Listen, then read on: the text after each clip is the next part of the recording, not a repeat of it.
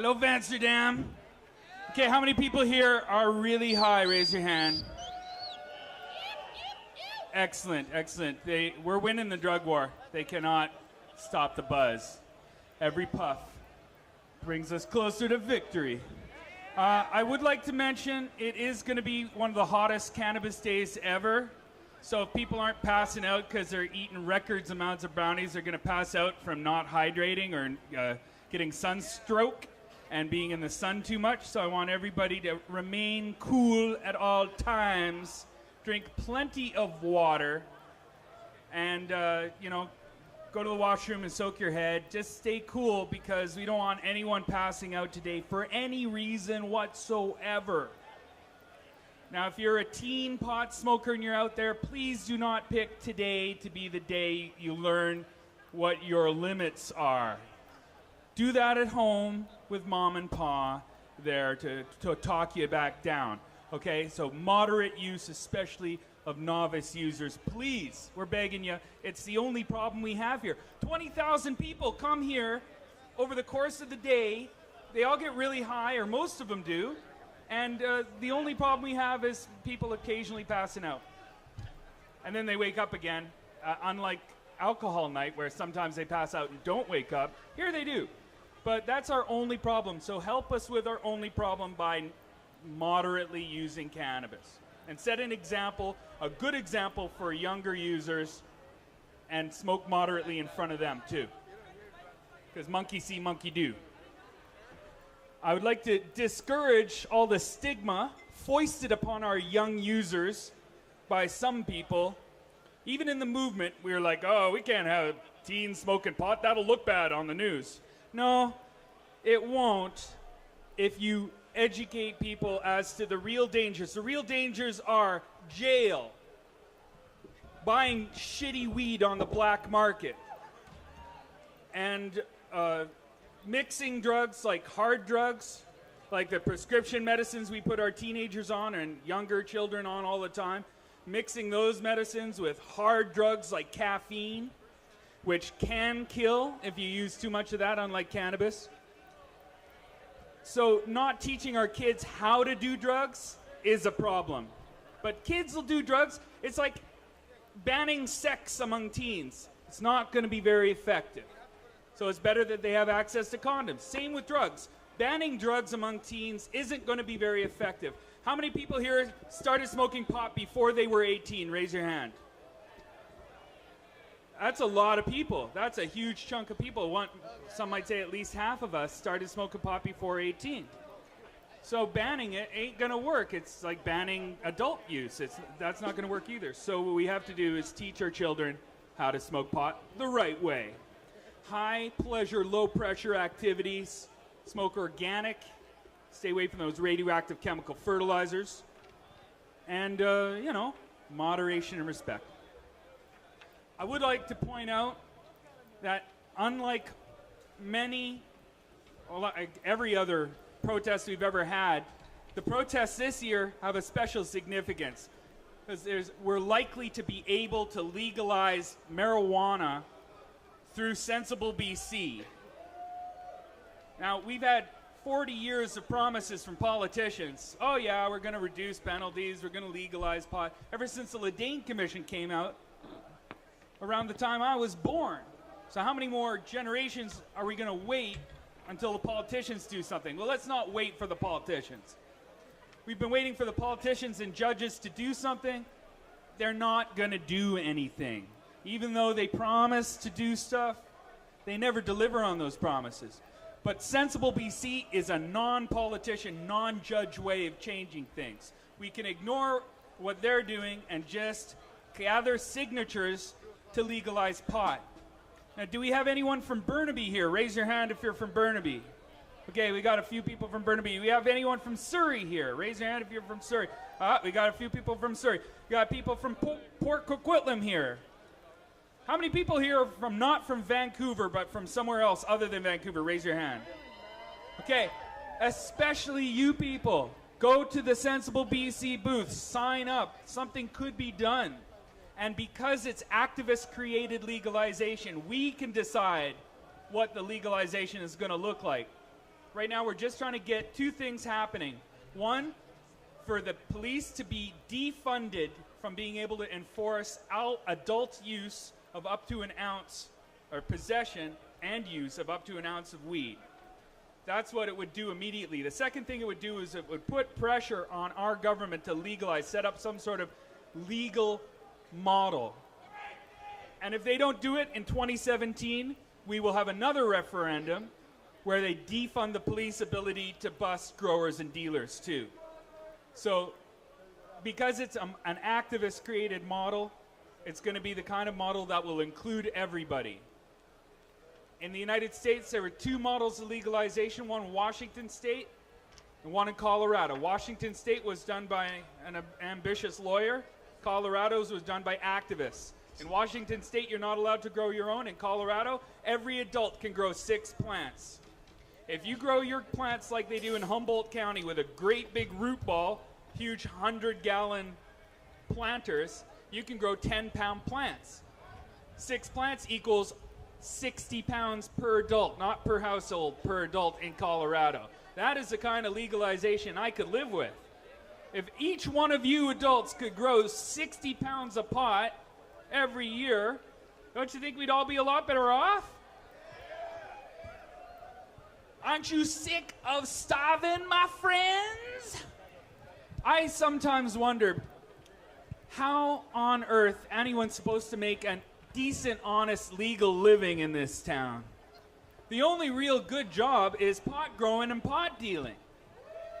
All the rest of those corporate jobs, you gotta put on the corporate noose, necktie, take orders from some dude you don't like. I like a job that has great pay and no boss. I think we all deserve jobs with great pay and no bosses. And that's the nice thing about the pot economy. You're your own boss. You decide when you get up. You decide when you go to work. You decide how much time you put in those plants or how to trim. You're your own boss. And I like the idea of Canada filled with a whole bunch of independent small businesses. And that's the kind of model of legalization I'm fighting for. And I'm constantly stressing to all my fellow activists in Canada, that's the kind of legalization we should all be fighting for. The anti-poverty type of legalization. Because if we retain any of the bullshit stigma on cannabis that doesn't deserve to be there, if we treat it any more severely than we do caffeine, we're likely to be stuck with over-regulation and monopoly. And if we have monopoly, we can't deal with poverty. You know, when you're walking down the street and there's a beggar there and somebody says, "Get a job." Well, we can give people those jobs. 150 years ago, 7 out of 10 jobs were agricultural jobs. Now it's less than 2%. We can get those jobs again for people by giving them the right to grow all the high-value medicinal crops. Not just cannabis, coca, poppies, aphrodisiacs, hallucinogens, all of them, all the useful herbs. Now the reason we don't use them right now is they're not researched. The reason they're not researched is they're not patentable. It doesn't matter. They're safer, cheaper, and more effective than the pills. They should be researched and utilized properly for their full potential, and they should be covered under the healthcare system. So if you're poor and you're sick, you get free weed. Then that'd be a lot cheaper than giving them free pills, which we do now, because the pills don't work, and they're expensive, and they're dangerous. So I'm not just a pot activist for economic reasons. I'm also a pot activist for environmental reasons. If you take the time and look into it carefully, you will discover that the real reason that pot is illegal, it isn't just because of racism, and it isn't just because of a medicinal monopoly. It's because the oil companies don't want to compete with hemp ethanol. Look it up. Hemp ethanol, 5 times cheaper than gasoline. $500 conversion kit will turn any car into a hemp ethanol powered car. No more oil wars anymore, because hemp even grows in sand. It'll grow in any country on earth. It'll reclaim desert regions. There'll be no more oil spills anymore, because a hemp ethanol spill would just evaporate. So no more BP, Exxon Valdez bullshit. And there'd be no more climate change anymore, because hemp acts as a carbon sink. 30% of the CO2 is trapped in the roots and the leaves in the soil every year. So, recap, no more oil wars, no more oil spills, no more climate change, 5 times cheaper than gasoline at the pump, and $500 conversion kit will turn any car into a hemp ethanol powered car. That's the real reason hemp and pot. Hemp is overregulated, and pot is still illegal for most people. So one of the benefits of legalization will be we get rid of the red tape around industrial hemp, and we stop suffering from these oil wars and these Fukushimas and this stupid, non-renewable, monopolizable energy economies that we have. We'll get rid of those too, and then the farmers will have a great cash crop to grow, and the farmers will get rich, and the corporations will have to work for a living. That's the world I want to see, and it's possible if we all work together. Sensible BC is the best chance, the best hope we have of doing that. So I beg you, get active. Sign up. Collect signatures. I'm going to be out there collecting signatures. I already work pretty hard, 7 days a week mostly, but I'm going to get out there and collect signatures because that's real change. That could happen. Could you imagine what would happen if we depenalized pot in British Columbia? The rest of the world would take notice. Canada would take notice. We're the only province allowed in Canada to do a referendum or a referendum. So we would put immense pressure on the rest of Canada to legalize and regulate cannabis there too. So this is our chance. Let's do it together. I remind you, it was a misinformation campaign that made it illegal. It'll be a re-education campaign to make it legal again.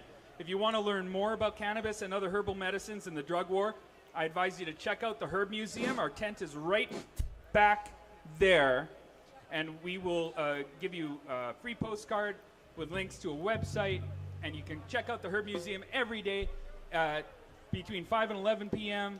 It's at 303 West Hastings on the second floor of the BC Marijuana Party. Get educated, learn about cannabis, learn about hemp, learn about mushrooms, learn about opium, coca, learn about Damiana and Yohimbe, learn about LSD, learn about coffee, tea, tobacco, chocolate, and the cacti and the fungi.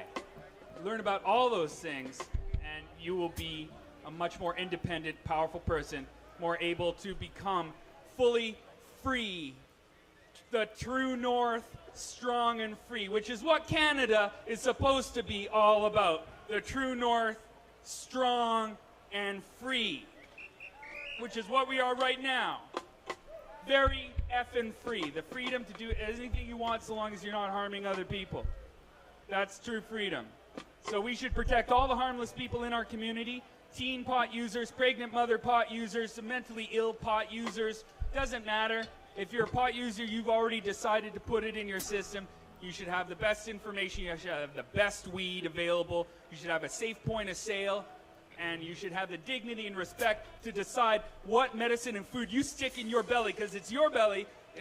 You're going to have to live with the consequences. So ultimately, these things have to be part of freedom, or else we're not free. You have the right to tastes and pursuits, said John Stuart Mill, and he was right. And my tastes are a little bit of kush once in a while. And my pursuits, I want to one day be a great pot dealer, deal to the healthy. I have an idea. I want to set a medical marijuana group called the Stressed and Depressed and get everybody in Canada a doctor's note. And once everybody in Canada has a doctor's note, I want to fight for the right to not have to get doctor's notes for effing herbs. They're just herbs. Let us, be the non-doctor area of medicine and have that covered under health care. I have a dream. One day, we'll sit at the table with the coffee bean junkies and the alcohol connoisseurs and the tobacco enjoyers and all the other drug users, and be able to grind our weed and hold our heads up high and say, free at last. That's all I really had to say. Puffed off, keep your heads held high, Amsterdam.